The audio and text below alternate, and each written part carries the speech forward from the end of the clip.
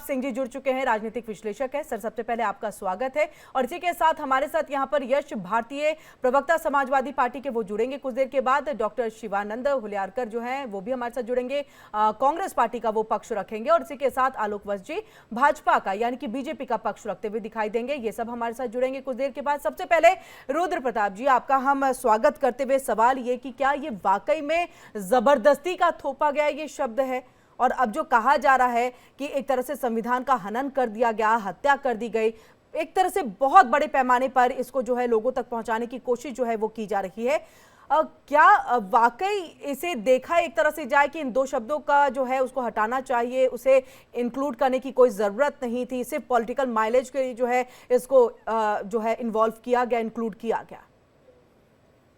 नमस्कार, मेरी आवाज आ रही है आपको? जी, आ रही है। देखिए, जब से आपने देखा होगा पिछले 1-2 साल से कांग्रेस ने संविधान बचाने की बात करी है। जैसे आपने देखा होगा कि राहुल गांधी संविधान की किताब को लेकर के चलते हैं कि बाबा साहब भीमराव अम्बेडकर के संविधान को बदला जा रहा है और आने वाली सरकार इसको बदल देगी। तो जब से ये नैरेटिव के साथ वो काम कर रहे हैं, तो ये बात तो उठनी लाजमी है कि जब इमरजेंसी के दौरान बहुत सारे ऐसे कानून थे जिसमें बदलाव किया गया, वो जी। जो है वो 1950 के संविधान से उसका कोई लेना देना नहीं है। तो जब ऐसी चीजें की गई हैं तो उस पे तो सवाल उठने लाजमी ही है, क्योंकि अगर जो चीज नहीं हुई है उसके लिए अगर कांग्रेस ये बात कह सकती है कि पूरे संविधान को बदल दिया जाएगा, सरकार संविधान को बदलना चाहती है, मनुवाद को लाना चाह रही है, तो इससे पहले जब ये जो बीजेपी के सवाल हैं कि ये तो आपने पहले ही कर दिया है। 50 साल पहले जो संविधान में के साथ आपने छेड़छाड़ की, जो उसमें परिवर्तन किए, वो कहां तक सही थे? तो ये जो राजनीति की बात कर रही है, तो इनका एक काउंटर पार्ट है, क्योंकि आपने देखा होगा ऐसे इस तरह से आक्रामकता के साथ बीजेपी भी कभी नहीं थी संविधान को लेकर के, क्योंकि बीजेपी बहुत पहले से है, लेकिन इन मुद्दों पर इतनी आक्रामक नहीं हुआ करती थी। लेकिन जब से इस बात की चर्चा हो गई है, जैसे आपने देखा होगा कि ये भी बात कही गई कि पिछले जो चुनाव हुए थे, ये एक भ्रम फैलाया गया कांग्रेस के द्वारा, जो बीजेपी की सीटें कमाई, कि संविधान खतरे में है, संविधान की कॉपी दिखा करके। लेकिन संविधान खतरे में कैसे है, ये बताने में अभी तक कांग्रेस सफल नहीं हुई है, और ये चीज तो उन्होंने पहले ही कर दिया है। 50 साल पहले जब इमरजेंसी लगी थी तो आपने देखा यानी कि होगा कि उस समय गलत नैरेटिव जो है वो पेश करने की कोशिश जो है वो कांग्रेस की तरफ से की गई थी। और इसी के बाद से देख रहे हैं कि बीजेपी इतनी ज्यादा एक संविधान को लेकर के हमलावर है, और अब धीरे धीरे खंगाला जा रहा है जो संशोधन करके बदलाव किए गए थे, और उसके जरिए कांग्रेस पर हमलावर बीजेपी है। आपके पास हम लौटेंगे, हमारे साथ और बाकी मेहमान भी जुड़ चुके हैं। आलोक वत्स जी जुड़ चुके हैं। सर, बहुत बहुत स्वागत है आपका। बीजेपी का पक्ष रखेंगे। और डॉक्टर शिवानंद हुलियारकर जो है वो भी हमारे साथ जुड़ चुके हैं। सर, आपका भी बहुत बहुत स्वागत है। यश भारती जी जो है वो कुछ देर के बाद जुड़ेंगे, जो है उनका। और सबसे पहले आपका डॉक्टर शिवानंद जी, आपका रुख करते हुए यहाँ पर इस बात को हम समझना चाहेंगे। देखिए, जो बात यहाँ पर कह रहे हैं रुद्र प्रताप जी की, जिस बात का जिक्र और जिस बात को लेकर के आप लोकसभा में आए, अपने उस संविधान की प्रति को लेकर के पॉकेट में लेकर के राहुल गांधी और बाकी तमाम कांग्रेस के जो नेता है दिखाई देते हैं, लेकिन आप जो नैरेटिव फैलाने की कोशिश कर रहे थे वो तो ऑलरेडी आप पहले कर चुके थे। अब आप उसको बीजेपी पे थोप रहे हैं कि आप इनको लाएंगे तो देखिए संविधान बदल जाएगा, आपका आरक्षण खत्म हो जाएगा, तमाम चीज़ों को लेकर के आप जो है चुनावी दौर में चले जाते हैं, उसको एजेंडा आप वहां पर बनाते हैं। तो क्या एक तरह से ये हम माने कि उस दौर में भी जो है एक पॉलिटिकल माइलेज लेने की कोशिश थी, इस दौर में भी वही कांग्रेस की तरफ से? देखिए, बीजेपी आरएसएस को इसका मुद्दा बनाना कुछ भी संबंधी नहीं है। बीजेपी आरएसएस हमेशा जाति के ऊपर राजनीति करना, गौर गरीब दलित पिछड़ों के ऊपर अन्याय करना, ओबीसी एसटी ओबीसी के ऊपर अन्याय करना, ये इनका ही मेंबर ऑफ पार्लियामेंट अनंत हेगड़े जी कर्नाटक के बीजेपी का एमपी 400 पार संविधान हम बदलेंगे, ये झूठ है क्या? पूछिए उनको। दूसरी बात, रामलीला मैदान में बीजेपी आरएसएस ने नहीं, सवाल तो इसी को लेकर के उठ रहा है ना कि क्या बदलाव आपके समय में नहीं हुआ, कांग्रेस की सरकार में नहीं हुआ? अगर मैं इतिहास उठा करके देख लूं, अब तक 106, उसमें से तकरीबन 50 से 51 संशोधन तो तत्कालीन प्रधानमंत्री इंदिरा गांधी के वक्त में हुआ, उसके बाद भी इसी का दौर जो है वो चलता रहा था। तो ये बदलाव तो पहले हो चुके हैं, अपने अपने हिसाब से हर पार्टी कर रही है। इधर सुनिए, इंदिरा गांधी जी ने उसके पहले इमरजेंसी जो लगाया गया, उसके पहले रेलवे मिनिस्टर मिश्रा जी, उनको बॉम्ब ब्लास्ट से उनको हत्या हुआ, खून हुआ। उसके बाद जॉर्ज फर्नांडिस ने मुंबई में आजाद मैदान में रेलवे का संप पुकारा था और उसमें बड़े बड़े मायने में लोगों के ऊपर अन्याय और अत्याचार चल रहा था। इमरजेंसी ऐसा ही नहीं लगा गया। देखिए, जॉर्ज फर्नांडिस जब 1974 में उन्होंने स्टार्ट किया आजाद मैदान संप, उस टाइम बहुत बड़े मायने में दुष्काल पड़ा भारत में। इतना भूखमरी हुआ उस टाइम जब कोल रेल से आता था या बाहर कंट्री से कुछ मंगाना है, उस टाइम सुकड़ी करके देता था, सुकड़ी। दूध भी लेना है तो रेशन से, वो भी 2 दिन पहला बोलना पड़ता था और रेशन के ऊपर आधा लीटर दूध मिलता था। ये भूल गए बीजेपी आरएसएस। दूसरी बात देखिए, जो मिश्रा जी थे, एक नामांकित नेता मिश्रा जी, रेल मिनिस्टर, उनका बॉम्ब से मारा गया, हत्या हुआ। उसके बाद आहिस्ता आहिस्ता जॉर्ज फर्नांडिस ने पूरा इंडिया में रेल का मुंबई में मुद्दा बना के। सर, आप मेरे सवाल का जवाब नहीं दे रहे शिवानंद जी। मैं इतना लंबा आपने कह दिया लेकिन आप नहीं आए। आप कह रहे हैं कि पहले ऐसी स्थिति थी इसलिए हमने इमरजेंसी को लगा दिया। क्या उसके बाद स्थिति सुधर गई? क्या उसके बाद बहुत बेहतरीन तस्वीर निकल करके भारत के सामने आ गई? क्या उसके बाद जेल में लोगों को नहीं बंद किया गया? क्या उसके बाद महंगाई वाली स्थिति नहीं रही? सब चीजें तो हमें देखने को मिली। नसबंदी से लेकर के हम जेल बंदी तक का सफर देख चुके हैं। सर, आप उस बात पे आइए ना। इमरजेंसी से कुछ बेहतर होता तो आज उसको काला दिवस नहीं कहा जाता और नहीं कहा जाता कि अपने इतिहास से आप सीखो। नहीं, आप सुनिए, इधर सुनिए। 12 जून 1975 में इलाहाबाद हाईकोर्ट का ऑर्डर है, इंदिरा गांधी का क्या फॉल्ट है, उसमें क्लियर कट किया। राष्ट्रपति ने संविधान में जो लिखा है, संविधान में उस हिसाब से इमरजेंसी लगाया गया। राष्ट्रपति कोई भी कानून हो, कल नरेंद्र मोदी 2014 से लेकर 2025 तक आपातकालीन इमरजेंसी है ना, Delhi CBI, ED, income tax, police, TV channel. ठीक है, तो आप कह रहे हैं एक अघोषित इमरजेंसी जो है अभी भी जारी है। ठीक है, इसका जवाब हम आलोक जी से लेंगे। लेकिन एक चीज का जवाब दत्तात्रेय होस बोले ये कह रहे हैं कि जो समाजवादी और समाजवाद का जिक्र है या धर्मनिरपेक्षता को जोड़ा गया है, वो जो बाबा भीमराव अंबेडकर की तरफ से संविधान बनाया गया था उसमें नहीं था। ये इमरजेंसी यानी कि 1976 में इसको लाया गया है। एक तरफ से वो अगर हम संशोधन कहें, 42वां संशोधन था, वो एक छोटा संविधान उसको कहा जा रहा है कि एक तरह से वो एक छोटा संविधान बन गया था। उस हिसाब से ही जो है देश के अंदर में कार्य हो रहे थे। तो इसको आप लेकर के क्या कहेंगे? आपका इस पे पक्ष बताइएगा, उसके बाद मैं आलोक जी के पास जाऊंगी। नहीं सर, आपकी आवाज नहीं आ रही है शिवानंद जी। जी अब आ रही है। देखिए, इंदिरा गांधी जी को हटाने के लिए जयप्रकाश नारायण जी, मोरारजी देसाई गुजरात में उधर ऑपरेशन चालू किया सरकार हटाने के लिए। उन्होंने कोशिश किया, प्रयास किया।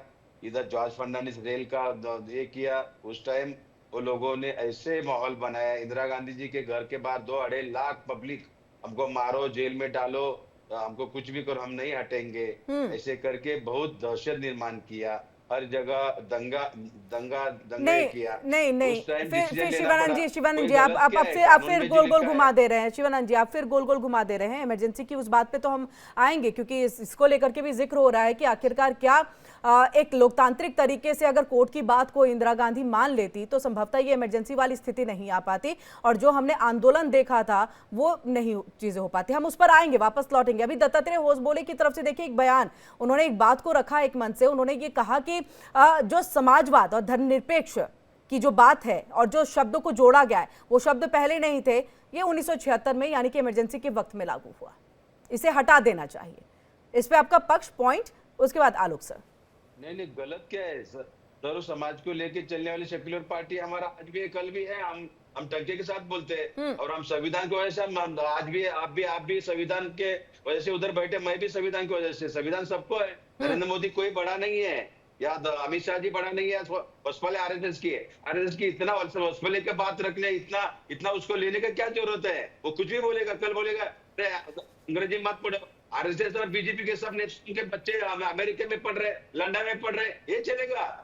और एक दिन मोहन भागवत जी बोला नहीं हिंदू समाज कम हो रहे, 10-10 बच्चे होना। अरे भाई 10 नहीं 20 करो, लेकिन नौकरी कहाँ है? बेकारी चरम पर है। नरेंद्र ठीक मोदी है, मणिपुर में ठीक जा है, रहे हैं। ठीक है, आप देखिए, ठीक है, नरेंद्र मोदी ठीक है 2014 शिवानंद से जी, लेकर ठीक है। 2014 आलोक सर, ऐसा कौन सा आलोक जी आपके पास आते हुए, एक तो अघोषित इमरजेंसी का आरोप बीजेपी के ऊपर ऑलवेज तकरीबन 11 साल से हम देख रहे हैं, ये लगाया जा रहा है, कहा जा रहा है कि जो स्वायत्त संस्था है उसका दुरुपयोग हो रहा है, तमाम बातें आपने अभी भी सुना शिवानंद जी को। अब एक सवाल और इसमें कि अगर समाजवाद धर्मनिरपेक्ष इसमें इंक्लूड है तो आपत्ति क्यों हो रही है, क्यों उसको हटाने की मांग जो है उसको उठा रहे हैं आप लोग?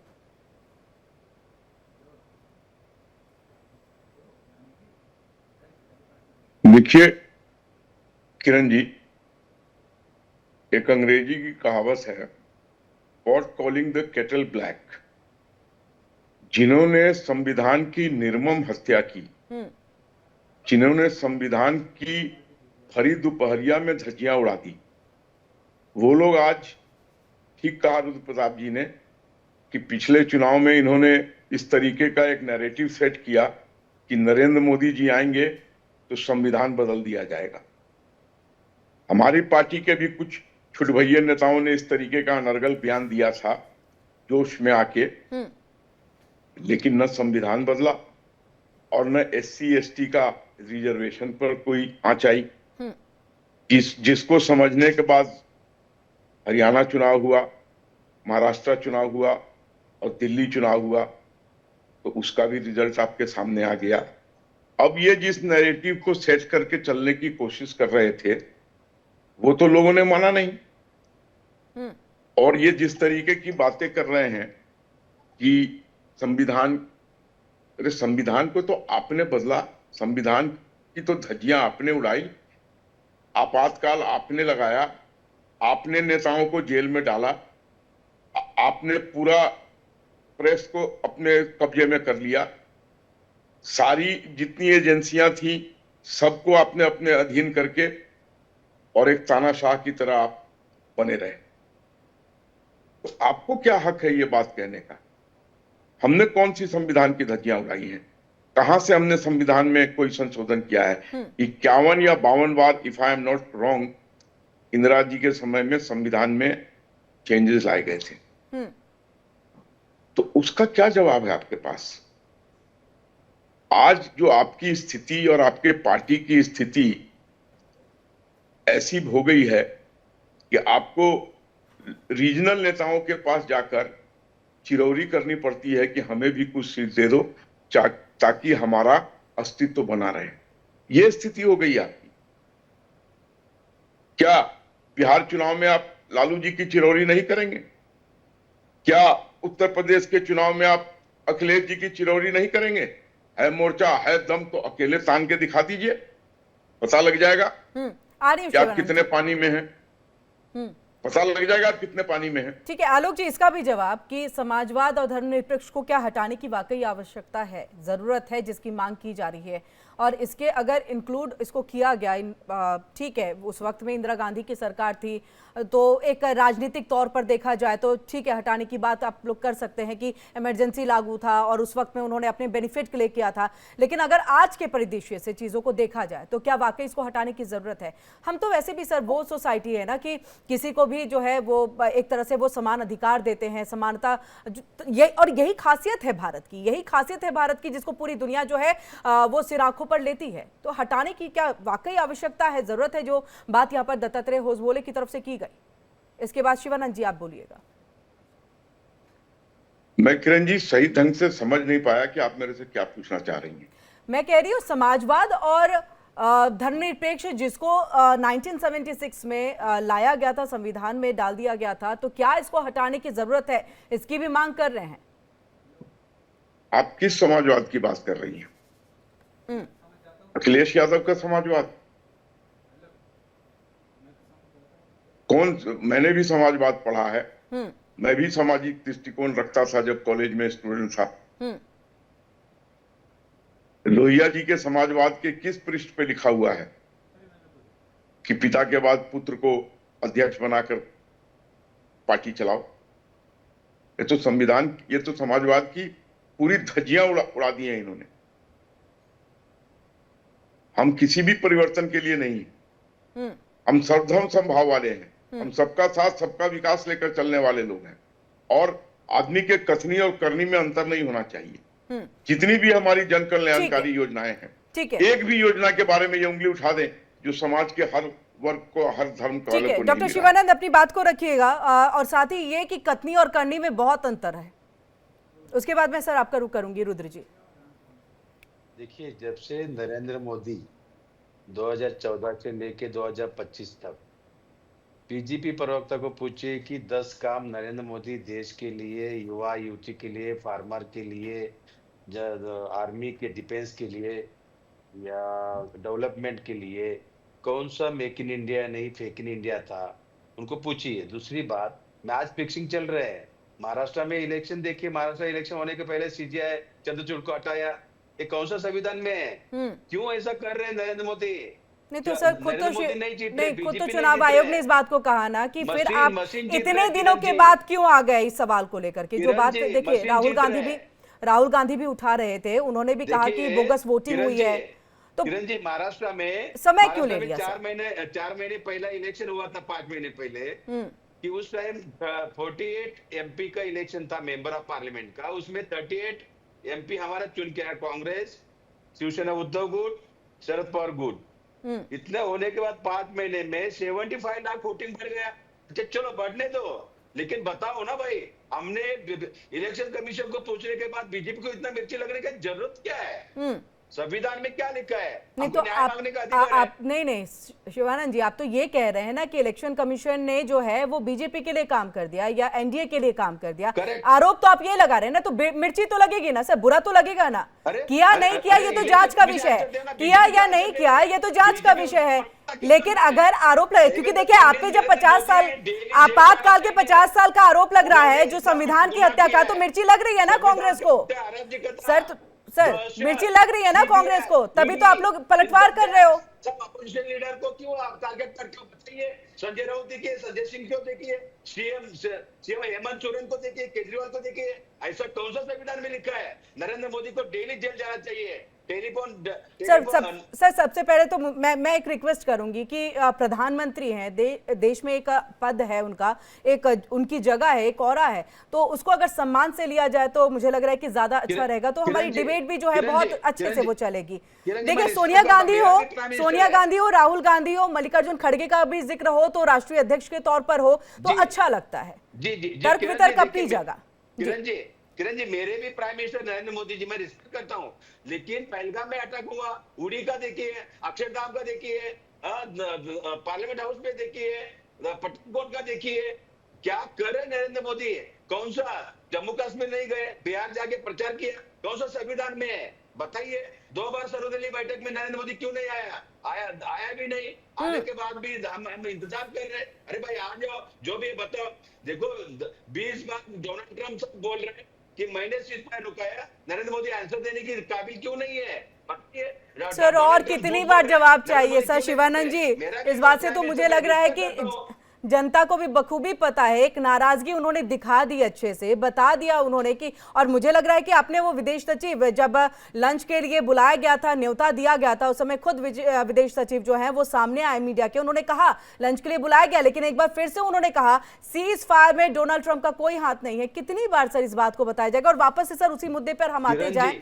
किरण जी, डोनाल्ड ट्रंप कल भी बोले सर, देखिए डोनाल्ड ट्रंप भी आगे बढ़ चुके हैं, डील कर रहे हैं भारत के साथ। बैठक ले, पार्लियामेंट हाउस ले, हमने 2 बार रिक्वेस्ट किया और रिक्वेस्ट को रिस्पेक्ट ही नहीं कर रहे नरेंद्र मोदी, संविधान का हत्या कर रहे। CBI, ED, income tax, opposition leader को क्यों अंदर डाल रहे हो?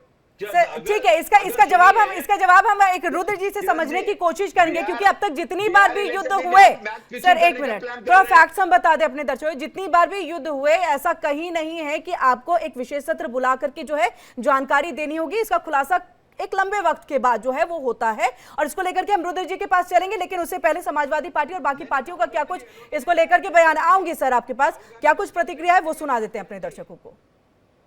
आरएसएस और भारतीय जनता पार्टी को बाबा साहब भीमराव अंबेडकर के बनाए संविधान से नफरत है, इसीलिए उन्होंने संविधान बदलने के नाम पर 400 सीटें मांगी थी 2024 के चुनाव में, जनता ने नकार दिया।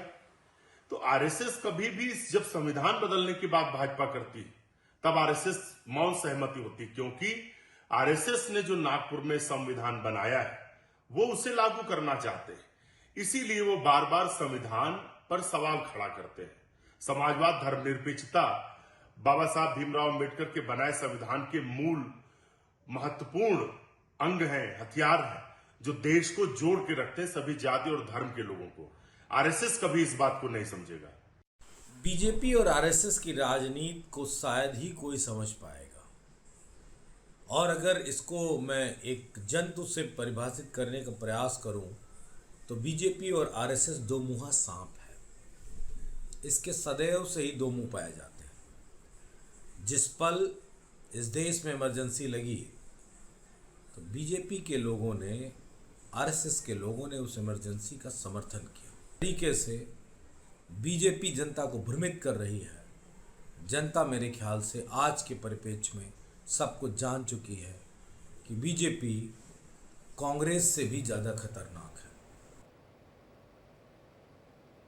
ठीक है, सीधे रुद्र जी का रुख कर लेते हैं। रुद्र जी, ब्रेक से पहले जो एक ये बाइट सुनाने से पहले, बयान सुनाने से पहले जो है एक सवाल था, उसका जवाब दीजिएगा, और साथ ही मूल महत्वपूर्ण हथियार के तौर पर बाबा भीमराव अंबेडकर के द्वारा बनाए गए संविधान का जिक्र करते हुए कांग्रेस के जो प्रवक्ता हैं वो नजर आए।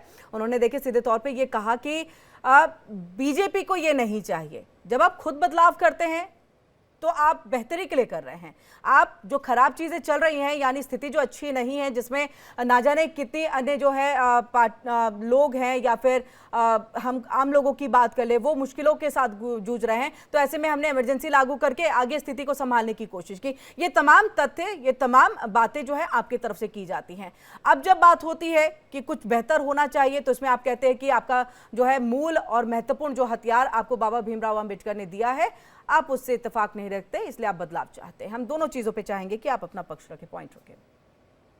किरण जी, सबसे पहले तो कांग्रेस के प्रवक्ता जो कह रहे हैं तो बड़ा मजाकिया उनका बयान लग रहा है कि जॉर्ज फर्नांडिस ने वहां पर आंदोलन किया, इंदिरा गांधी के घर के बाहर इतनी भीड़ इकट्ठा कर दी गई, रेल मंत्री की हत्या हुई, इस वजह से इमरजेंसी लगा दिया गया। तो इसका मतलब तो इंदिरा गांधी की हत्या के बाद देश में इमरजेंसी क्यों नहीं लगाई गई? उससे बड़ा तो कोई इस देश में ऐसी घटना हुई नहीं थी। या राजीव गांधी की भी हत्या हुई थी, उसके बाद देश में इमरजेंसी होनी चाहिए। अब इस तरह की मजाकिया बयान अगर किसी राष्ट्रीय पार्टी के प्रवक्ता आकर के देंगे तो ये बड़ा अलग सा ही लगता है कि वो किसी चीज को लेकर के कितनी गंभीर है। संविधान में संशोधन होते रहे हैं, इसमें कोई चीज नहीं है। आप देखे होंगे कि 125 से ज्यादा देश में संविधान संशोधन हो गया, इसमें कोई बुराई नहीं है, क्योंकि समय के डिमांड के हिसाब से ही संविधान अधिकार देता है कि संसद उसमें संशोधन कर सकती है। ये कोई गलत बात नहीं है। सवाल ये उठता है कि जब आप इमरजेंसी लगाते हैं तो एक लोकतंत्र में इमरजेंसी का कोई स्थान ही नहीं है, उसको किसी भी तरीके से जस्टिफाई नहीं किया जा सकता, और आप उसको जस्टिफाई करने की कोशिश कर रहे हैं, और उसके भी तर्क इतने मतलब साधारण से दिए जा रहे हैं कि अगर कोई विपक्ष का नेता अगर आंदोलन कर रहा है, भीड़ जुटा रहा है, तो क्या आप देश में इमरजेंसी लगा देंगे? तो ये तर्क मेरे समझ से परे है। दूसरे, आप बात हो रही है जिस चीज पे आप डोनाल्ड ट्रंप से लेकर नरेंद्र मोदी तक चले जा रहे हैं, भाई आप अगर कोई भी एक मुद्दे पर अगर बात हो रही है कि संविधान खतरे में है, संविधान को बदलने के लिए आरएसएस या बीजेपी प्रयास कर रही, तो बताइए ना कहाँ बदलाव करना चाहती है। संसद में बदलाव होगा ना, ऐसा तो है नहीं कि घर पे बैठ करके बदलाव करके और देश में संविधान लागू कर दिया जाएगा। आप जनता को कब तक गुमराह करेंगे? कोई भी बदलाव आएगा संसद में आएगा, संसद से पारित होकर के बदलाव होता है। ये मजाक थोड़ी चल रहा है कि देश में मजाक चल रहा है कि आप इमरजेंसी जब मन में आया लगा लिए, आपने जैसे जो करना हुआ, एक पार्टी एक घर पे लोग बैठे हैं उसी तरह के लोग डिसीजन देते हैं। देश के इतिहास को अगर आप जानेंगे तो बहुत सारे ऐसे बयान हैं, बहुत सारी ऐसी चीजें हैं जो देश को शर्मसार करती है, लेकिन अब वो बातें बहुत पुरानी हो गई तो उस पर हम चर्चा नहीं कर रहे हैं। आज के अगर परिवेश में बात कर रहे हैं, कांग्रेस कह रही संविधान बदल रहा है, संविधान खतरे में, तो बताइए तो कैसे खतरे में है संविधान? ये भी तो बताना पड़ेगा कि केवल आप कह करके निकल जाएंगे कि एक किताब दिखाइए कि संविधान खतरे में है। भाई है वो तो दिखाइए ना। आज आप देखिए कि जो बिल आया है वक्फ बोर्ड के लिए, उसको भी संसद से पास होने के बाद सुप्रीम कोर्ट में चैलेंज किया गया ना। तो संवैधानिक प्रक्रिया है, जो चीज है वो उस तरह से चलेगी। लेकिन देश को इस तरह से भ्रम में, इस तरह से गलत नैरेटिव बनाना, ये कांग्रेस जो कर रही है, ये एकदम लोकतंत्र के लिए कहीं से भी अच्छा नहीं है। आप हर उस पॉइंट को बताइए ना। अगर मान लीजिए आज ये बताया गया कि 2 शब्द जो है वो इमरजेंसी के दौरान ऐड किए गए हैं, उसको हटाया जाना चाहिए, तो ये चर्चा हो सकती है। उन्होंने एक एग्जांपल के तौर पे बताया है ना कि ये 2 शब्द उसमें ऐड किए गए हैं। रुद्र प्रताप जी, इसी चीज को मैं अभी थोड़ा समझना चाहूंगी, और हमारे दर्शकों के लिए भी खास तौर से, कि वाकई समाजवाद और धर्मनिरपेक्ष क्या इन दोनों शब्दों को हटाना चाहिए? ठीक है, 1976 में लाया गया, इंदिरा गांधी के वक्त में लाया गया, वो लेकर के आए, पॉलिटिकल माइलेज के लिए लेकर के आए, लेकिन अब के वक्त में अगर भारत को देखा जाए तो जिस तरह से हम समानता की बात करते हैं, समरसता की बात करते हैं, ऐसा नहीं लगता कि इनको हटाने के बाद एक तरह से कहें कि अब फिर एक डर का माहौल, एक चीजें ऐसी कि शायद अब जो है वो बराबरी का जो है मौका नहीं मिल पाएगा, या बराबर तौर पे जो है वो धर्मों को नहीं देखा जाएगा, अब चीजें अप एंड डाउन वाली दिखाई देंगी? देखिए, बदले परिवेश में अगर आज इस तरह की अगर बात हो रही है कि ऐसे शब्दों को हटाना चाहिए, तो ऐसा नहीं है कि ऐसे कहने से हट जाएगा।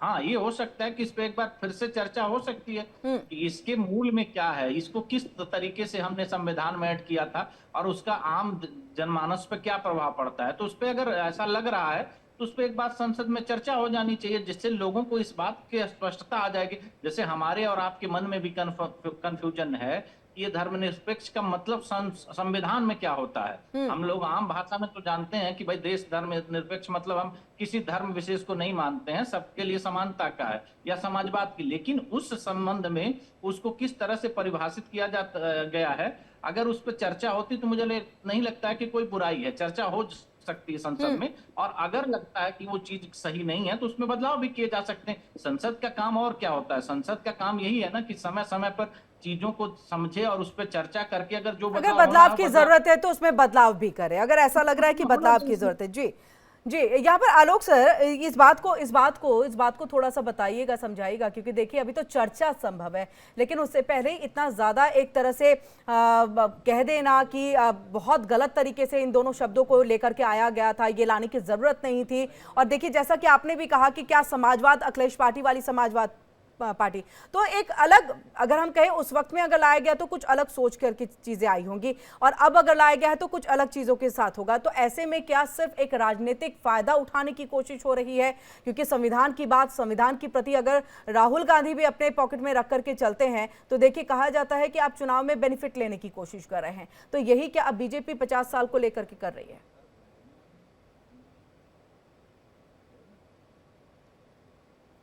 जी सर, जी मेरी आवाज आ रही है? आ रही है सर। देखिए किरण जी, लोकतंत्र में जिसने जनता के बीच अपनी नैरेटिव सेट कर ली और जनता उसे मान गई, उसी का पौ 12 होता है, चाहे मुद्दे कोई भी हो। तो अभी के दौर में कांग्रेस मुद्दा विहीन हो चुकी है और नैरेटिव सेट करने की कोशिश क्या बीजेपी कर रही है इस दिवस के माध्यम से? हर पॉलिटिकल पार्टी करती है। ये उसका कर्तव्य है कि वो जनता को बताए कि ये चीज सही है, ये चीज गलत है। और सिर्फ पॉलिटिकल माइलेज के लिए नहीं, अब नहीं कम्युनल वायलेंस नहीं, जनता इसके ऊपर तय करे कि वो सही है कि गलत है। लेकिन एक राजनीतिक दल का इस बात का जिक्र करना, वो भी इस लेवल पे आकर के करना, क्योंकि हमने पहले कभी बीजेपी को इस कदर जो है संविधान को लेकर के या इमरजेंसी को लेकर के हमलावर होते हुए नहीं देखा है। पहले बातें उठी हैं, बयान का दौर चला है, लेकिन इस तरह से एक गोष्ठी का आयोजन कर देना पूरे देश में हमने ऐसा नहीं देखा। तो क्या अब लग रहा है कि इसके बिना जो है पॉलिटिकल माइलेज आने वाले दिनों में, चुनावी दौर में जो है वो नहीं मिल पाएगा, तो अब ऐसा करना जरूरी है? ऐसी बात नहीं है, जो भी सही गलती है वो जनता को बताना हमारा काम है। अब ये जनता के ऊपर तय करता है कि वो उस चीज को कैसे एक्सेप्ट करती है। कौन सी पॉलिटिकल पार्टी है जो नैरेटिव नहीं सेट करती है जनता के बीच में? लेकिन ये जनता के ऊपर डिपेंड करता है कि वो आपके नैरेटिव को एक्सेप्ट कर रही है या नहीं कर रही है। इमरजेंसी एक काला अध्याय था, इतिहास के पृष्ठों में वो सुनहरे नहीं काले अक्षरों में लिखा गया है।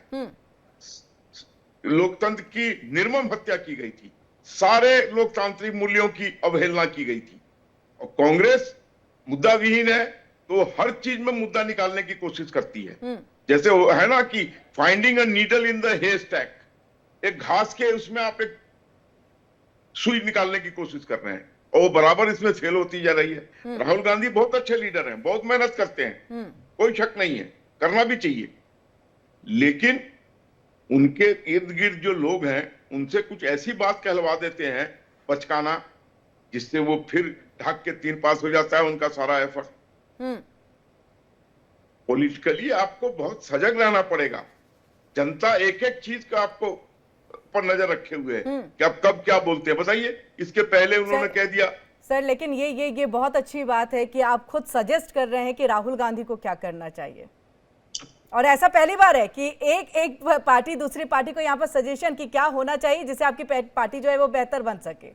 देखिए किरण जी, लोकतंत्र में रुद्र भाई भी एक्सेप्ट करेंगे और प्रवक्ता कांग्रेस भी एक्सेप्ट करेंगे कि जितना मजबूत सरकार को होना चाहिए उतना ही मजबूत विपक्ष को भी होना चाहिए, तब लोकतंत्र की प्रक्रिया। तो आपको लग रहा है सुगमता विपक्ष से यहाँ पर चलती है। कमजोर है शिवानंद जी, विपक्ष कमजोर है? दिक्कत क्या हुआ है, मैं आपको बोलता हूँ शॉर्टकट में। मेरे मित्र अभी बीजेपी प्रवक्ता आलोक सर ने और रुद्र प्रताप जी ने बहुत बड़े बड़े भाषण किया। उनको पूछता हूँ, मैं भी एक हिंदू हूँ, मैं भी एक ब्राह्मण हूँ।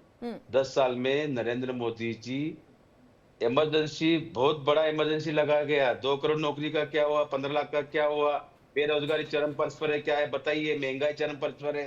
सब एयरपोर्ट अडानी को दिया, पोर्ट अडानी को दिया, एक्सपोर्ट इंपोर्ट किधर हो रहे बताइए, क्या डेवलपमेंट हो रहे हैं। अब वक्फ बोर्ड का बिल लेके आया, हिंदू मुस्लिम करना, मस्जिद के नीचे शिवलिंग ढूंढना, भारत पाकिस्तान करना, ये देश की प्रगति नहीं है, ये उन्नति नहीं। देश के प्राइम मिनिस्टर मेरा भी है। आज देखिए वक्फ बोर्ड के जमीन पे मुकेश अंबानी कैंटीन लेना। तो सर आप जो 1975 में इमरजेंसी लगी उससे अभी का कंपैरिजन कर रहे हैं सर, कंपैरिजन कर रहे हैं, तो सर उस वक्त में भी जो चीजें रही उसको भी गिनवा दीजिए ना, प्लीज गिनवा दीजिए सर, प्लीज सर, मैं कहूंगी सर प्लीज। देखिए आपको बखूबी पता है कि आपकी पार्टी ने उस वक्त में क्या किया, मैं चाहूंगी कि प्लीज उसको भी आप गिनवा दीजिए। देखिए किरण जी, महात्मा गांधी जी का हत्या हुआ, उस टाइम हत्या किसने किया? नथुराम गोडसे साहब ने। नथुराम गोडसे क्या था? आतंकवादी था। नथुराम गोडसे की भाई गोपाल गोडसे की बेटी हिमानी सावरकर। सर मेरा छोटा सा सवाल था सर, कहाँ आप फिर वापस से सर आप डीरेल कर रहे हैं सर, वापस से सर वापस से आप डीरेल कर रहे हैं सर, वापस से आप डीरेल कर रहे हैं। मत करिए, कोई फायदा नहीं होगा सर।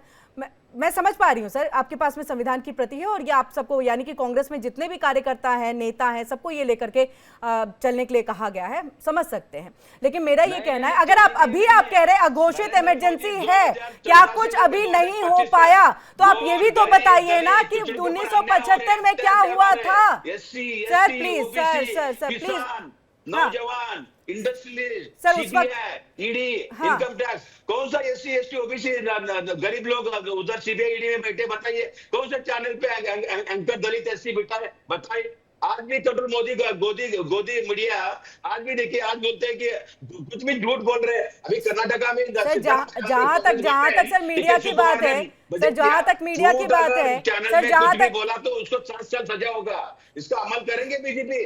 पूछिए, पूछिए, झूठ पे झूठ बोलते जा रहे हैं। कर्नाटक में अभी ये आप जो कह रहे हैं झूठ पे झूठ, में इसका जवाब ले लूंगी सर। आप प्लीज उस वक्त ये इमरजेंसी की बात प्लीज बता दीजिए दर्शकों को, बता दीजिए कि आपने कितना बेहतरीन कर दिया था इमरजेंसी लगा करके, क्या कुछ रहा था उस समय का काम? तो फिर कहिए सर, फिर कहिए कि काला दिवस था, हम सीखेंगे सबक उससे। पुलिस ने हेल्प किया, यही किया। नानी पालकीवाला ने फ्री ऑफ कॉस्ट में सुप्रीम कोर्ट में केस लड़ाया, इंदिरा गांधी जी का फ्री ऑफ कॉस्ट में केस जीता। क्या बात कर रहे किरण जी, पूछिए उनको। सर जहां तक मुझे इतिहास की जानकारी है सर, एक मिनट सर, इमरजेंसी से पहले की स्थिति, चुनाव आयोग चुनाव के दौरान एक मिनट सर रुकिए, सुनिए अब मेरी बात भी। चुनाव के दौरान में सरकारी कर्मचारी से कुछ धांधली कराने का आरोप जो है वो लगा था। मैं बहुत ज्यादा डिटेल में नहीं जाऊंगी, वक्त की कमी हो जाएगी। धांधली करने का लगा, कोर्ट में मैटर गया, ठीक है, रायबरेली का वही उसी जगह पे उनको जीत हासिल करनी थी जो उनका गढ़ माना जाता है, कांग्रेस का गढ़ है वो, और उसी के लिए फिर कोर्ट में मैटर जाता है, रोक लग जाती है, फिर उसके बाद वापस से कोर्ट का दरवाजा खटखटाया जाता है, फिर उनको कहा जाता है कि ठीक है आप अपने पद पे प्रधानमंत्री के तौर पर रहिएगा, आप काम भी करिएगा, लेकिन आपको संवैधानिक कार्य यानी कि विशेषाधिकार से वंचित किया जाता है, और इसी के बाद से इमरजेंसी लागू हो गई। और मैं गलत हूं तो बता दीजिएगा सर। रुद्र जी आप क्या आ रही हो, शिवानंद जी आप तो करिएगा ही, रुद्र जी अगर मैं गलत हूं, मैंने गलत जानकारी दी हो तो बता दीजिएगा। किरण जी मैंने लबो लुबाव बताया है। जो जानकारी आपने दी सही जानकारी है, और वही बार बार ये सवाल उठता है कि इसके बाद तो सर आप तानाशाही सुप्रीम कोर्ट के डिसीजन को सर तो तानाशाही रवैया अपना रहे, कोर्ट ने जो कहा मान लेती बात को, इमरजेंसी लगाने की क्या जरूरत पड़ गई थी? अभी क्या अभी जरूरत पड़ गई थी कुछ सर? दिन पहले मान की बात लेते है। कि ठीक है विशेषाधिकार कुछ समय के लिए मेरे पास नहीं है, बाद में तो आएगा, लेकिन जनता के लिए काम करना है ना। आप तो यही नैरेटिव बना रहे हैं ना कि वो तो जनता के लिए उन्होंने इमरजेंसी को लागू कर दिया था, तो वही करते मैं वो, वही बात- लेकिन उन्होंने किया नहीं। मैं वही बात कह रहा हूँ किरण जी कि जब आपको संविधान से ऊपर उठना है, भाई सुप्रीम कोर्ट अगर कोई डिसीजन लेता है तो सब पे मान्य होता है। आपने देखा होगा कि अभी वर्तमान परिवेश में भी कि सुप्रीम कोर्ट ने बहुत सारे डिसीजन ऐसे लिए हैं कि जिसको सरकार को मानना पड़ा, इसी समय की बात हो रही है। तो सर सुप्रीम कोर्ट के डिसीजन एक संवैधानिक संस्था, आप उसको कैसे नहीं मान सकते? और दूसरे उसको इस तरीके से आप मजाकिया तरीके से प्रेजेंट कर रहे हैं कि जॉर्ज फर्नांडीज ऐसे कर दी। भाई लोकतंत्र में विरोध नहीं होगा। अगर आप किसी भी आज की वर्तमान सरकार अगर कोई ऐसा काम करती है जो जनता के विरुद्ध हो तो उसका विरोध नहीं हो रहा है। आप बताइए कौन से मुद्दे पर एनआरसी सीए पर लोग विरोध प्रदर्शन नहीं किए थे। तो ये सब तो लोकतंत्र में चलता रहता है, लेकिन इसका ले लीजिए ना, कोर्ट में मैटर है, कोर्ट में मैटर है।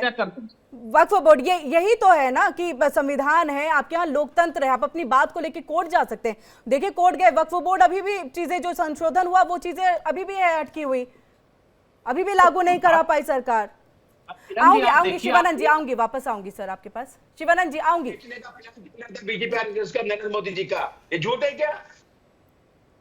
सर आपके पास आऊंगी सर, आपकी बात नहीं है। रुद्र जी अपनी बात को आप कंप्लीट करिए प्लीज।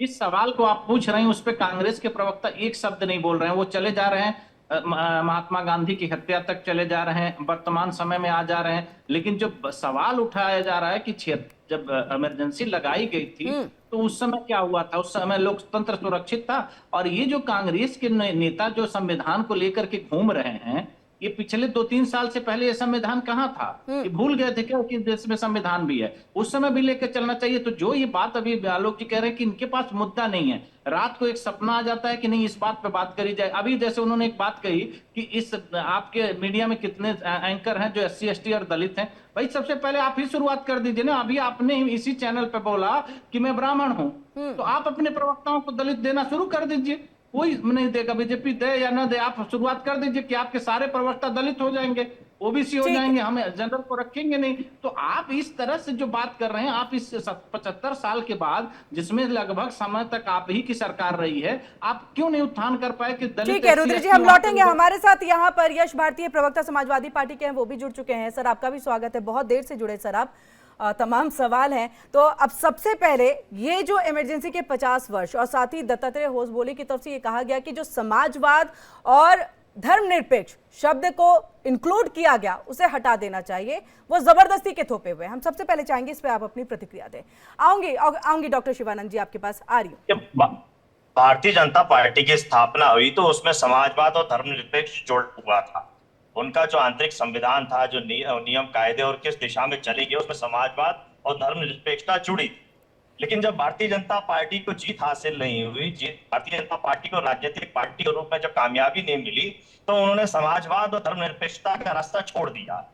और इसीलिए वो आरएसएस और भारतीय जनता पार्टी के लोग चाहते हैं कि समाजवाद और धर्मनिरपेक्षता दुनिया से हट जाए। कट्टरपंथी जिस तरीके से सीरिया पे हावी है, वो हमारे देश पर भी लागू हो जाए और हम भी कट्टरपंथियों की तरह रहें, मारकाट करें एक दूसरे के साथ। जो गुलदस्ता हिंदुस्तान को हम लोगों ने, हमारे पूर्वजों ने बनाया है, वो सब यानी यश जी आपका ये कहना है कि अगर समाजवाद धर्मनिरपेक्ष नहीं रहेगा तो, क्योंकि मेजोरिटी में हिंदू धर्म है, तो ऐसे में हम हिंदू धर्म जो है वो उनके लोग जो है मारकाट करते हैं, फिर उसके नहीं मेजोरिटी है तो मारकाट करेंगे क्या? नहीं, आप ये कहना चाह रहे सर? मेजोरिटी और माइनॉरिटी की बात नहीं हो रही है। जो हिंदुस्तान गुलदस्ता है, नहीं। सभी जात धर्म संप्रदाय यहाँ रहते हैं, उनका जो एक गुलदस्ता है, जो खूबसूरती है, सब मिलजुल करके तीज त्योहार बनाते हैं, एक दूसरे के दुख सुख में शामिल होते हैं, वो भारतीय जनता पार्टी को खल रहा है। वो चाहते हैं जिस तरीके से उनके धीरेन्द्र शास्त्री ने हिंदू गांव बना दिया है, हिंदू राष्ट्र बनाना चाहते हैं, बुलडोजर संस्कृति चलाना चाहते हैं, उसी को हावी रखना चाहते हैं, उसी से देश को चलाना चाहते हैं। देश संविधान से चलेगा, देश बुलडोजर से नहीं चलेगा, भारतीय जनता पार्टी की इच्छाओं से नहीं चलेगा, आरएसएस की इच्छाओं से नहीं चलेगा। और यही भारतीय जनता पार्टी को खल रहा है। बात इमरजेंसी की होती है तो अब कांग्रेस पार्टी ने अगर घोषित इमरजेंसी करे, आज अगर वो नहीं मान रहे हैं यहाँ बैठ के प्रवक्ता, लेकिन उनके बड़े नेताओं ने इसके लिए माफी मांगी है और अपनी गलती पे सुधार की बात करे। लेकिन अघोषित आपातकाल नहीं, किसने सर माफी मांगी? हम चाहेंगे सर, प्लीज नाम सर, नाम नहीं, किसने क्या कहा वो उसके लिए कांग्रेस पार्टी। तो सर ये क्या, ये क्या back of the camera sir माफी की बात हुई? आप लोगों की कोई बैठक बातचीत हुई थी क्या? मुझसे मेरी पार्टी मेरे बारे में पूछे, मैं उसका जवाब। नहीं, आपने खुद कहा ना कि उनकी पार्टी के नेताओं ने माफी मांगी है, वो भी बड़े लेवल के नेताओं ने। तो हम चाहेंगे सर प्लीज नाम बताएं, प्लीज सर नाम बताएं। अब आप मेरी बात सुन लीजिए, पहले मेरी बात खत्म हो जाने दीजिए। अगर आप मेरी बात खत्म नहीं होने देंगे तो फिर मेरा अस्तित्व यहाँ नहीं रहेगा। नहीं, बिल्कुल है सर, लेकिन सर क्रॉस क्वेश्चन तो बनता है ना, जानने की कोशिश तो करो। आप पूरे क्रॉस क्वेश्चन कीजिएगा भाई, कार्यक्रम तो आप ही को चलाना है सर। लेकिन हमारी बात सर प्लीज नाम बताइए सर, वक्त की कमी है, वैसे आप बहुत लेट से जुड़े। जब घोषित आपातकाल की बात हो रही है तो अघोषित आपातकाल नहीं भूला जाएगा। गोरखपुर जो योगी आदित्यनाथ जी का गृह जिला है, मुख्यमंत्री का गृह जिला है, वह विधानसभा के नेता प्रतिपक्ष माता प्रसाद पांडे जी जाते हैं, विधान परिषद के नेता प्रतिपक्ष लाल बिहारी जी जाते हैं, उनको बुलडोजर पर चढ़ के भारतीय जनता पार्टी पुलिस की मौजूदगी में रोकती है, उनकी गाड़ियों के कांच फोड़े जाते हैं। यह अघोषित आपातकाल है या नहीं है? सर बुलडोजर पत्रकार किन घरों पे सर बुलडोजर चलता है सर? अगर ये सर किन घरों पे सर? ठीक है यश जी अब सर किन घरों पे बुलडोजर चलता है सर, ये बता दीजिए किन घरों पे बुलडोजर चलता है। और मुझे लग रहा है कि इसको लेकर के कोर्ट भी जा चुका है, कोर्ट की तरफ से इसको लेकर के फैसला भी आ चुका है, लेकिन बुलडोजर उन घरों पे चलता है जो अवैध तरीके से बने हुए हैं, जो अतिक्रमण किया गया है उसको खाली कराने को लेकर के। और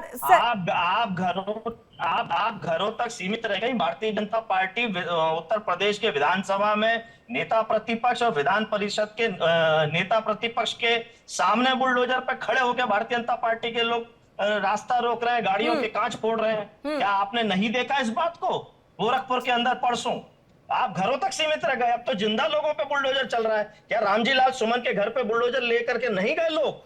कहां आप घरों की बात कर रहे हैं? अब तो लोगों को जिंदा खुरेदने की बातें होने लगी भारतीय जनता पार्टी की सरकार में। खुलेआम पूर्व मुख्यमंत्री को जान से मारने की धमकी दी जा रही है, उसको पकड़ने वाला तो सर देखिए पुलिस ने रोकने की कोशिश की, पुलिस ने रोकने की कोशिश की। आपको वो तस्वीर भी याद होगी, मुझे भी याद है क्योंकि लाइव कवरेज हम नहीं किया था सर। हमने वो देखा है कि पुलिस ने किस तरह से उनको रोका है। करनी सेना थी सर, करनी सेना थी उस वक्त में, उनको रोका गया, उनको पकड़ा गया, गिरफ्तार भी किया गया। हमने खुद सर उसको कवर किया सर। करनी सेना थी जो पूरा मामला चला था। सर एक एक कार्यकर्ताओं का नाम बताऊं क्या? बताइए सर, एक एक कार्यकर्ता का नाम बताओ। कौन से मुकदमे लगाए हैं? सर गिरफ्तार किया गया था या नहीं? गिरफ्तार किया गया था या नहीं? आलोक जी सर आप सांकेतिक गिरफ्तारी करके और छोड़ दो तो हुई थी ना सर गिरफ्तारी? ठीक है आलोक जी ऐसा जिसने भी किया था उसके ऊपर पुलिस ने सख्ती से कार्रवाई करते हुए उसमें जो लोग संलिप्त थे उनको गिरफ्तार भी किया और कुछ अनहोनी घटना नहीं होने दी। तो प्रशासन का जो काम था प्रशासन ने पूरी बखूबता उसको निभाई थी। इसलिए ये ऐसी बातें ना करें। आज जो ये दादरपुर में हो रहा है, जो वहां पर दो पोंगा पंडित जाके महिलाओं से छेड़छाड़ कर रहे थे और उसका विरोध करने के बाद जिस तरीके से जातिवादी का नंगा नाच ये करवा रहे हैं और जिस तरीके से पुलिस को और पुलिस की गाड़ियों को डैमेज कर रहे हैं, पथराव कर रहे हैं, मार रहे हैं, पीट रहे हैं, पूछिए समाजवाद में क्या ये कहीं पर अंकित है कि इस तरीके की हरकतें किया जाए जात के नाम पे? ठीक है, जल्दी से यश जी इसका जवाब दे दीजिए, फिर मैं डॉक्टर शिवानंद जी के पास चलूंगी, काफी देर से कुछ कहना चाह रहे हैं। जल्दी से यश जी। सर आपकी आवाज नहीं आ रही है सर। उम्मीद करेंगे कि वो न्याय दिलाएंगे। क्या पक्षपात नहीं होगा? जो जातिवादी व्यवस्था भारतीय जनता पार्टी की सरकार में उत्तर प्रदेश में बन गई है, क्या वो पक्षपात नहीं होगा? सर जो सवाल उन्होंने पूछा उसका जवाब दे दीजिए सर। पुलिसों ने महिलाओं के साथ छेड़छाड़ की, उन पर इन्होंने कुछ नहीं बोला, पर जातिवाद पर आ गए। ऐसा है इनका समाजवाद। थी जिसने छेड़छाड़ करी उस पीड़िता महिला को न्याय दिलाने के लिए 2 दिन तक भारतीय जनता पार्टी कहां गई? जब उसके ऊपर आरोप लगा कि ठीक उन्होंने है, मूत्र यानी पीड़िता को न्याय मिले ना मिले, आरोप प्रत्यारोप का दौर जारी रहेगा। आपने क्या किया, आपने क्या किया, के लिए इस तरीके का आपने क्या किया, आपने क्या किया? ठीक है यश जी, जिस तरीके से उसे जाति पूछ के उसको प्रताड़ित किया गया है, कल एक वीडियो और आ गया। आप चलाइए अपने अघोषित आपातकाल, घोषित आपातकाल करने वालों का आखिर क्या हुआ, वही अघोषित आपातकाल ठीक है सर, ठीक है, न्याय मिले ना मिले, जातिवाद वाली स्थिति ठीक हो ना हो, आरोप प्रत्यारोप का दौर इसी तरह से जारी रहेगा। डॉक्टर शिवानंद जी, आप काफी देर से कुछ कहना चाहते हैं, अपनी बात को रखिएगा सर। किरण जी, बीजेपी और आरएसएस और अभी रुद्र प्रताप जी इतने बड़े जोर से बोल रहे थे, उनको पूछिए, उनको बोलिए 10-11 साल से नरेंद्र मोदी सरकार है, 40 पार्टी लेके चल रही एनडीए सरकार, फिर इतना वीर सावरकर की प्यार मोहब्बत है तो उसको भारत रत्न क्यों नहीं दिया, पूछिए, देने के लिए बोलो ना।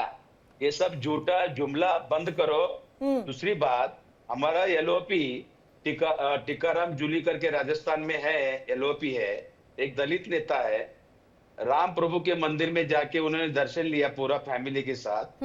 बीजेपी का एक नेता गंगा जल से धो के लिया राम मंदिर, ये कौन सा संविधान में है? कल का ही देखिए, 2 दिन पहले मध्य प्रदेश में 2 दलित युवाओं को महिला खिलाया गया। शर्म आना चाहिए बीजेपी आरएसएस को। ये कौन सा संविधान में बताइए? दलित 2 युवाओं को मध्य प्रदेश में देखिए, दूसरा दलित युवकों को मूत्र पिलाया, बीजेपी नेता ने मारा, उसको कुचला गया। ये कौन सा संविधान में बताइए? दूसरी बात, हमेशा बीजेपी राजनीति करते हैं, आरएसएस राजनीति करते हैं। नरेंद्र मोदी जी 10 साल में कौन सा अच्छा काम किया, पूछे उनको। अच्छा, अभी तक कोई इंडिया 2 करोड़ नौकरी का क्या हुआ, 15 करोड़ को क्या हुआ सर? लेकिन डॉक्टर शिवानंद जी, स्टिल आपने 1975 का नहीं बताया सर। ये दूसरी बार आप गिना रहे हैं, ये दूसरी बार गिना रहे हैं सर, ये दूसरी बार आप गिना रहे हैं कि अभी के वक्त में क्या नहीं हो रहा है, लेकिन आपने उस वक्त का नहीं गिनाया जब आप उसको लेकर के कह रहे थे, ये नैरेटिव क्रिएट कर रहे थे कि बहुत बेहतर इमरजेंसी जो है वो अगर लागू हुई तो बहुत बेहतर रहा था वो वक्त, तो आपने उसको नहीं गिनाया सर। मैं आऊंगी, आ रही हूँ डॉक्टर शिवानंद जी। आलोक जी भी कुछ कहना चाहे, वक्त की कमी है जी। हम लौटेंगे। विदेश मंत्री एस जयशंकर ने क्या कुछ कहा है वो सुनाते पहले। जो कहते हैं ना अंग्रेजी में, हमारे वे ऑफ लाइफ, एक किस्म से हमारे वे ऑफ लाइफ को अटैक किया गया था। तो आज आप लोगों को समझना चाहिए कि ये सब हुआ और क्यों हुआ। ये एक परिवार के कारण। जब आप बाहर जाएंगे, एक फिल्म की पोस्टर है वहां, किस्सा कुर्सी का, ये 3 शब्द ना, किस्सा कुर्सी का, ये टोटली आपको बताता है कि इमरजेंसी का कारण क्या था। और जब एक परिवार, सत्यवा जी ने कहा कि राष्ट्र के बारे में जो भावना जो है, जब परिवार को राष्ट्र से बड़ा मानते हैं तो इमरजेंसी जैसे स्थिति आएगी। और हम चाहेंगे इस पर जो रिएक्शन है वो डॉक्टर शिवानंद जी दें, क्योंकि सीधे तौर पर आ रही हूँ आलोक जी, सिर्फ इस पे एक मैं आपसे रिएक्शन चाहूंगी इसको लेकर के। क्या बोल रहे, आवाज ठीक से नहीं आ रहा था जी। उन्होंने ये कहा है कि कुर्सी से इतना ज्यादा प्यार था, एक ही परिवार ने सिर्फ कुर्सी के लिए जो है ये सब कुछ किया है। देखिए किरण जी, ये भूल गए क्या? और एक लाइन और सर, वे ऑफ लाइफ, उन्होंने उसको रोक दिया एक तरह से। देखिए, पीवी नरसिंह राव प्राइम मिनिस्टर थे, आप ही देखिए, वीपी सिंह जी थे, देवेगौड़ा जी थे, डॉक्टर मनमोहन सिंह साहब 10 साल प्राइम मिनिस्टर थे। कौन सा कुर्सी की बात कर रहे हैं? कौन से सत्ता? राहुल गांधी को बनना है तो कभी 2024 में हम बन सकते थे। नरेंद्र मोदी का सरकार नहीं है, क्या बन सकते थे सर? चल रहे हैं। राहुल गांधी क्या बन सकते थे सर? मैथ फिक्सिंग सरकार है। डॉक्टर शिवानंद जी, राहुल गांधी क्या बन सकते थे सर? पूरा देखिए, हमारे नेता एलओपी राहुल गांधी जी, सर मैं पूछ रही हूँ सर, डॉक्टर शिवानंद, राहुल गांधी क्या बन सकते थे? वो नहीं बने अध्यक्ष, नहीं बने। उसके बाद पार्टी के लोगों ने जाकर के उनसे नहीं कहा कि प्लीज आप ही बने रहिए। लेकिन मैं वही तो पूछ रही हूँ सर, तो करने दीजिए सर, वक्त की कमी है सर। आलोक जी के पास भी जाना है, जल्दी से बोलिए। देखिए, कन्याकुमारी से लेकर जम्मू कश्मीर तक हमारे नेता एलओपी राहुल गांधी जी ने 4000 किलोमीटर चले, मोहब्बत की हमने दुकान चलाया, लोगों को सर जो सवाल, जो बात यहाँ पर एस जयशंकर विदेश मंत्री ने कही, आप उसका जिक्र ही नहीं कर रहे। नरेंद्र मोदी 2014 से लेकर 2025 तक आपातकाल भी अभी है। नरेंद्र मोदी डेली जेल जाना चाहिए। कौन सा अच्छा काम किया 10 साल में, बताइए। उन्होंने 2 करोड़ नौकरी झूठ बोला, फेक इन इंडिया हुआ, ठीक है। किसान बिल फेक हुआ, बताइए कौन सा ठीक उन्होंने है, अच्छा काम किया? आप घुमा बहुत फिरा करके सर एक ही जगह पे आ जा रहे हैं। आप पूरे आपने पेज में लिख लिया है, आप उसी बात को लेकर के आ रहे हैं सबके सामने। आलोक जी जल्दी से कहिएगा, 1 मिनट का सिर्फ वक्त है सर। देखिए किरण जी, अभी कह रहे थे डॉक्टर शिवानंद की इन्होंने मोहब्बत की दुकान चलाई, तो मुझे लगता है उसमें सबसे ज्यादा इनको आप ही से प्यार हो गया, क्योंकि सबसे ज्यादा टाइम आप इनको दे रही हैं जो खाली उलझुल बात कर रहे हैं, जो मेन पॉइंट पर कुछ बोलने के लिए तैयार ही नहीं है, और सबको कह रहे हैं जी जी, और नरेंद्र मोदी जैसे उनके यहाँ वो प्यून का काम करते हो। अरे राष्ट्र ने चुना है उनको प्रधानमंत्री, कम से कम आदरणीय सबका इस्तेमाल कीजिए। और इन्होंने कहा कि कांग्रेस ने क्या किया, ये बीजेपी ने क्या किया नरेंद्र मोदी के नेतृत्व में, 10वीं से उठाकर 4थी सबसे बड़ी अर्थव्यवस्था में खड़ी कर दी, 19 करोड़ शौचालय दिए, 6.5 करोड़ गरीबों को मकान वितरित किया, 5 लाख का सबको इंश्योरेंस दिया इलाज कराने के लिए, सड़कों का महाजाल बिछा दिया पूरे भारत में, हाईवे से लेकर 76 एयरपोर्ट से 156 एयरपोर्ट पर पहुंच गए, और कह रहे हैं कि कुछ नहीं किया। ठीक है सर, क्या बात कर रहे हैं आप? ठीक है, बहुत बहुत शुक्रिया main आप point सभी का। जी वक्त की कमी है सर, वक्त की कमी है यहाँ पर, और ज्यादा इस चर्चा को नहीं लेकर के जा पाएंगे। बहुत बहुत शुक्रिया आप सभी का। यश जी आपका भी बहुत बहुत शुक्रिया। मुझे मालूम है यश जी को भी कहना था, लेकिन सर आप देर से जुड़े,